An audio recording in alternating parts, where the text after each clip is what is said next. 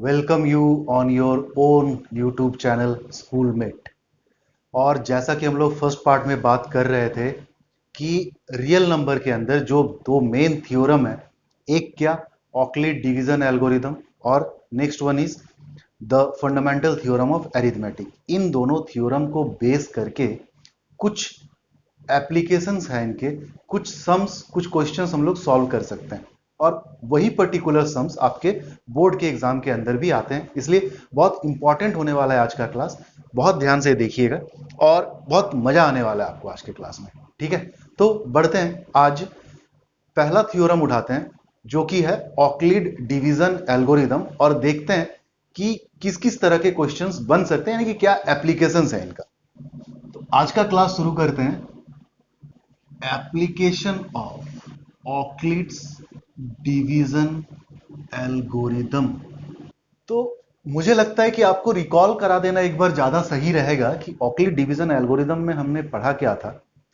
ऑकलिड division algorithm actually ये कहता था कि अगर कोई बी है डिविडेंड, जिसको हम ए कोई डिवीजर से डिवाइड कर रहे हैं, ए और बी दोनों पॉजिटिव इंटीजर हैं अगर, तो एक रिमाइंडर आएगा आर, और वो आर डिवीजर जो है ए उससे छोटा होगा और जीरो या जीरो से बड़ा हो सकता है। क्लियर? तो पहला एप्लीकेशन क्या था ऑकलिड डिवीजन एल्गोरिथम का, जैसा कि हमने बात करी थी। और मैं आपको यह सजेस्ट करता हूं कि आज के वीडियो को देखने से पहले अगर आपने पहला पार्ट रियल नंबर का नहीं देखा था तो आप सबसे पहले उसे देख लें। पहला एप्लीकेशन था to find HCF of two positive numbers. HCF negative numbers के भी आप निकाल सकते हैं, बट आपके सिलेबस में पॉजिटिव नंबर को लेके बात बताई गई है, इसलिए मैं भी उसी को फॉलो कर रहा हूं। ठीक है, एक्चुअली अगर कहूं मैं, HCF निकालने का ये जो पर्टिकुलर तरीका है, जो इस थ्योरम को फॉलो करके हम लोग कर सकते हैं, उस मेथड को आप इससे प्रीवियस क्लास में भी किए हुए हैं, और उस मेथड को आप कहते थे द लॉन्ग डिवीजन मेथड। तो लॉन्ग डिवीजन मेथड और ऑकलिड डिवीजन एल्गोरिदम दो डिफरेंट तरीका नहीं है, सेम है, बस नाम अलग अलग है। सपोज करिए मैं एक क्वेश्चन लिखता हूं कि find the HCF of 450 and 48 by using Euclid division algorithm. तो सबसे पहला बात तो ये कि HCF है क्या, मैं इसे पहले रिकॉल कर दूं आपके साथ। सपोज करिए मैं दो नंबर लेता हूं ए बी, या तीन नंबर लेता हूं सी। इन तीनों नंबर का HCF अगर हम फाइंड आउट करें, और सपोज करिए वो H आए, कैसे फाइंड आउट करेंगे ये तो हम सीखेंगे इसके बाद, बट अभी फिलहाल में HCF और LCM दोनों के बारे में आपको एक रिकॉल करा देता हूं। HCF of A B C अगर हमें पता चलता है कि वो H है, तो इसका क्या मतलब है कि H is the highest such number that can exactly divide A, B and C individually. Divide कर देगा मतलब क्या, रिमाइंडर जीरो आएगा। यानी कि क्या, कि अगर ऐसा है तो A को अगर हम H से डिवाइड करेंगे ना तो रिमाइंडर जीरो आएगा, B को अगर हम H से डिवाइड करेंगे ना तो रिमाइंडर जीरो आएगा, C को भी अगर हम H से डिवाइड करेंगे भी तो रिमाइंडर जीरो आएगा, और H इस तरह का सबसे बड़ा नंबर होगा। इसीलिए HCF का मतलब होता है हाईएस्ट कॉमन फैक्टर। ये फैक्टर है, कॉमन फैक्टर है और सबसे बड़ा फैक्टर है। क्लियर? एलसीएम के बारे में भी इंट्रो कर दें अगर, कि एलसीएम अगर मैं निकालता हूं ए बी सी का and it is found to be L, इसका क्या मतलब होता है कि एल वो सबसे छोटी सी छोटी संख्या पॉसिबल है जो ए से भी डिवाइड हो जाएगा, बी से भी डिवाइड हो जाएगा और सी से भी डिवाइड हो जाएगा। यानी कि एल को अगर हम डिवाइड करें ए से, remainder would be zero. L को अगर हम डिवाइड करें बी से, remainder would be zero. L को अगर हम डिवाइड करें सी से भी तो रिमाइंडर वुड बी जीरो। यानी कि लीस्ट कॉमन मल्टीपल वो नंबर है जो सबसे छोटा नंबर जो ए से बी से सी से तीनों से डिविजिबल हो जाएगा। डिवाइड कर देगा HCF, डिवाइड हो जाएगा LCM। इतनी सिंपल सी बात है।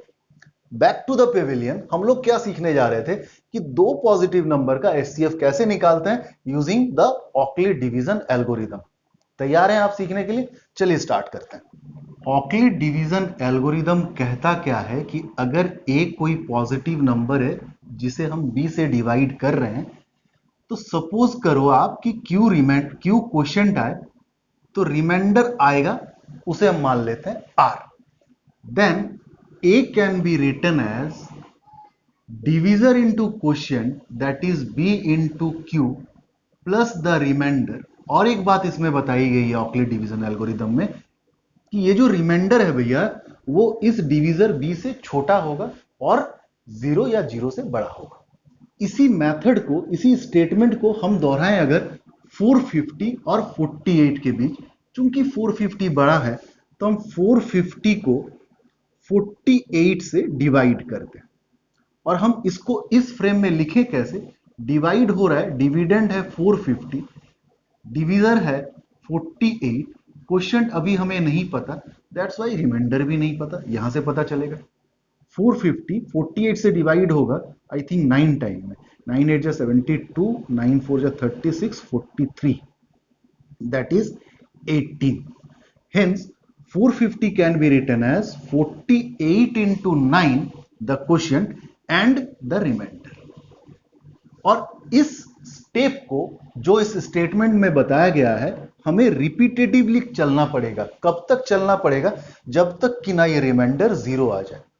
जिस स्टेप में रिमाइंडर जीरो आ जाएगा, उस स्टेप का जो डिवीजर होगा वही हमारा एचसीएफ होगा 450 और 48 का। इसी मेथड को ऑक्लिड डिवीजन एल्गोरिदम मेथड कहा जाता है to find the HCF of two number. Clear? चलिए इसको रिपीट करते हैं बार बार जब तक कि ना रिमाइंडर जीरो आए। यानी कि अब हम डिवाइड करेंगे 48 को किससे? 18 से। 48 अब डिविडेंड बन जाएगा और 18 अब डिवीजर बन जाएगा। That means now the dividend will be 48 and we have to divide it by 18। 18 2 ja 36, hence remainder is 12। so 48 can be written as 18 into 2 plus the remainder 12। Remainder zero नहीं आया, reminder zero नहीं आया, यानी कि हमें फिर से repeat करना पड़ेगा।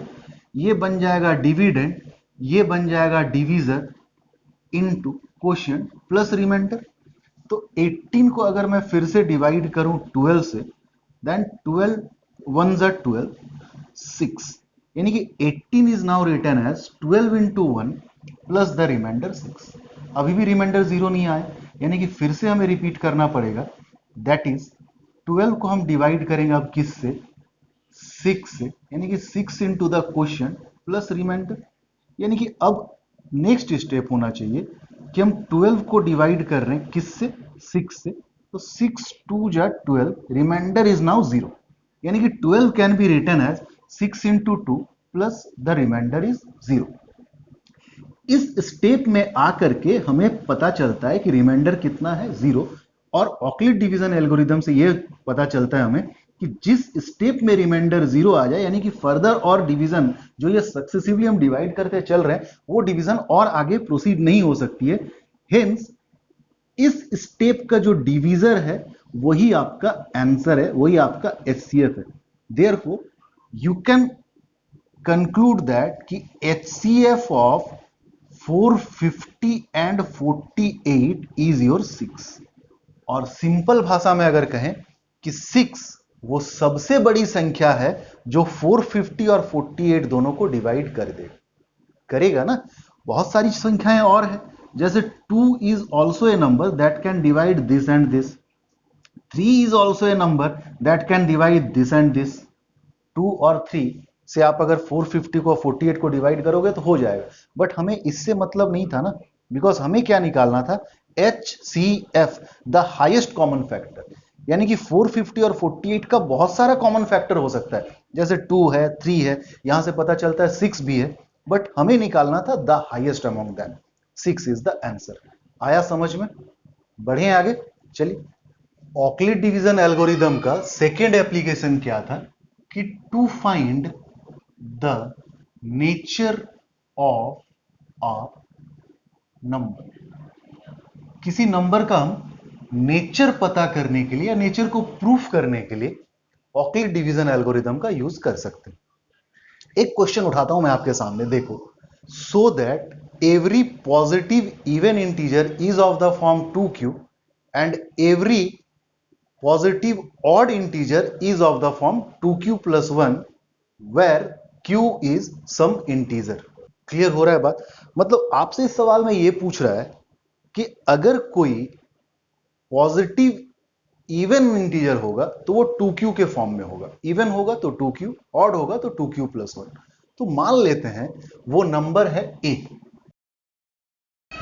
हमें 2q या 2q plus 1 का फॉर्म लाना है, और आप जानते हो अगर कोई चीज डिविडेंड है सपोज, तो वो divisor into quotient plus remainder के फॉर्म में आता है।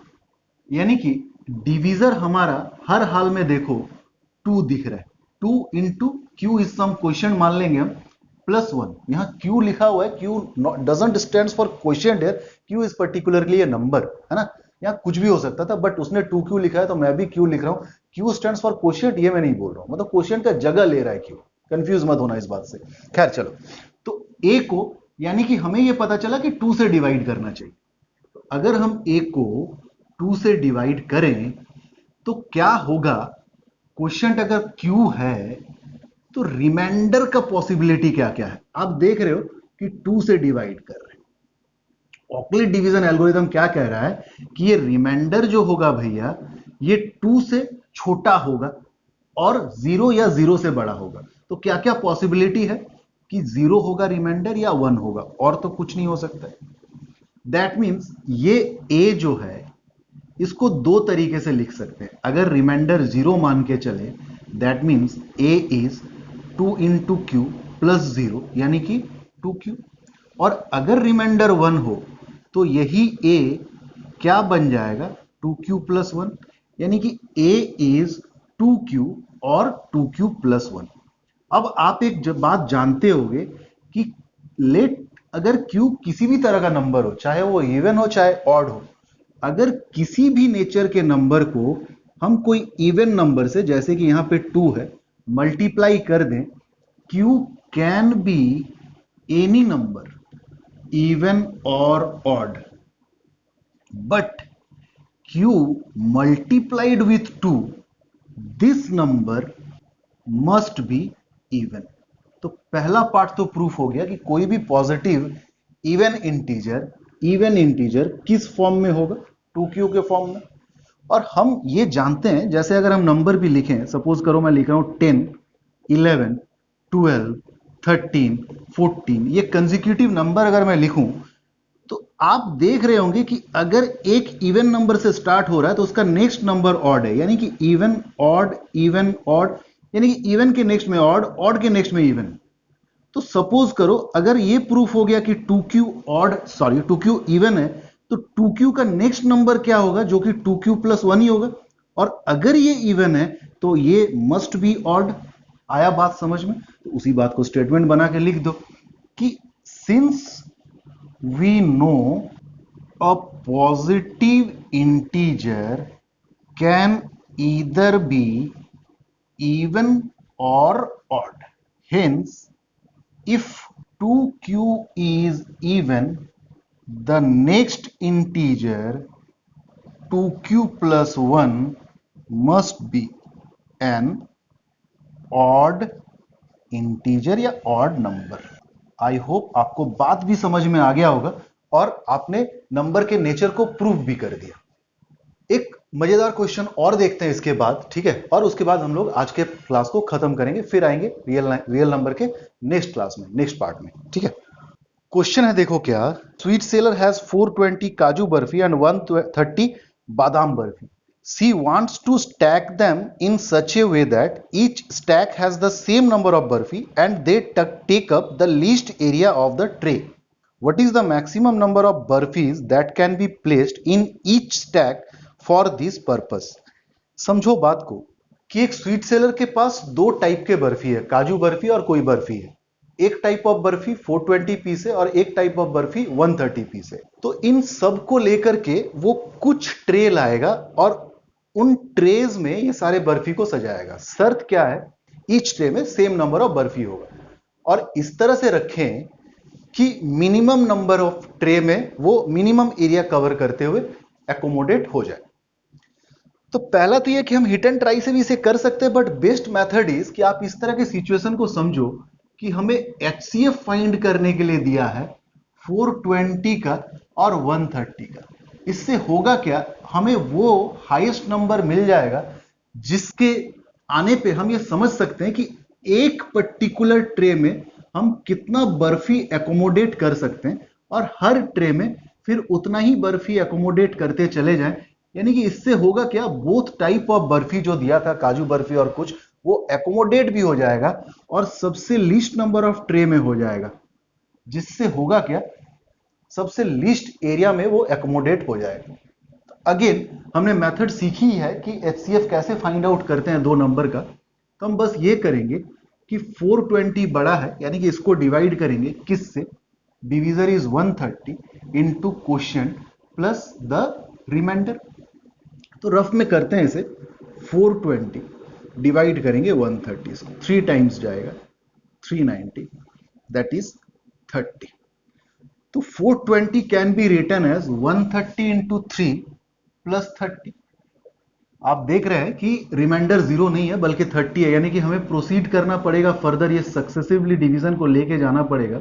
And this time 130 will be the dividend and this should be divided with 30 into the quotient plus remainder. तो 130 को फिर से हम डिवाइड करते हैं किससे, 30 से। तो 4 3 जा 120 10, यानी कि 130 can be written as 30 into 4 plus 10। Now अभी भी रिमाइंडर 0 नहीं है तो हमें फिर से इसे प्रोसीड करना पड़ेगा। Now 30 will be divided by 10, यानी कि 10 into the quotient plus reminder.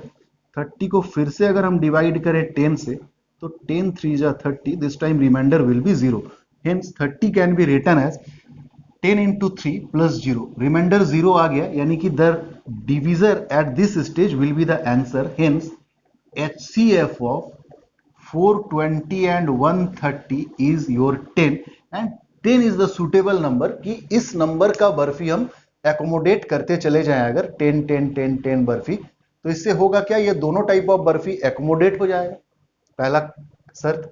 दूसरा शर्त क्या, इक्वल नंबर ऑफ बर्फी रहेंगे, कोई भी ट्रे खाली नहीं रहेगा, कोई भी ट्रे आधा भरा हुआ या ट्रे पूरा फिल है एक बर्फी गायब है ऐसा भी नहीं दिखेगा, सारा ट्रे फिल्ड रहेगा और मिनिमम नंबर ऑफ ट्रे में हो जाएगा। इससे क्या होगा, एरिया जो एकोमोडेट होने का है वो लीस्ट होने लगेगा।